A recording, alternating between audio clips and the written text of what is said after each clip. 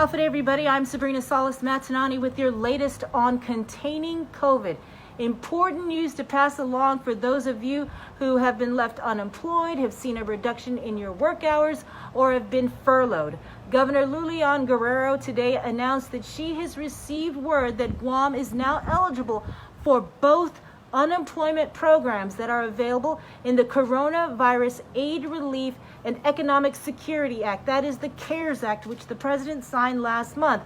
Guam is already eligible for the Pandemic Unemployment Assistance Program, but she got word today now that Guam is eligible for the Federal Pandemic Unemployment Compensation Program. This is roughly about $600 a week.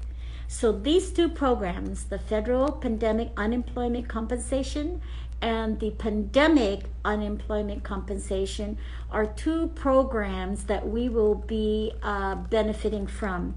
This gives us a total of about $960 a week. This is a weekly check that will be given to our unemployed personnel. These are individuals that have been either furloughed, removed, or hours are decreased. I think it's effective March 22nd.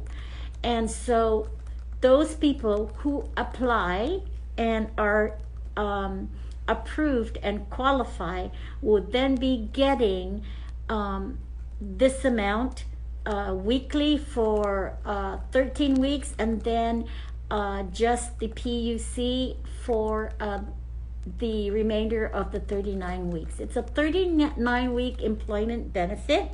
The federal pandemic unemployment is a 13 weeks benefit. So simply, if you qualify, you will be able to get $960 for the first 13 weeks. Then after the 13th week, up to 39 weeks, you will be getting the $360 a week.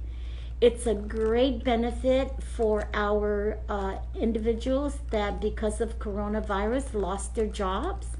It's a benefit that will bridge these individuals who need assistance in their financial well-being until they get re-employed again. So this is great news. This is something that we've been really fighting for. We are eligible for it, and we will be also giving you details as we go along into the processes and what you will need to do. It's an application process, and we're working to make available online this application. In other news, Manumco retirees, some of whom struggle with medical conditions and disabilities, showed up early to wait in line at Naval Base Guam Commissary, but were told they had to move their vehicles and leave the premises until the commissary opened.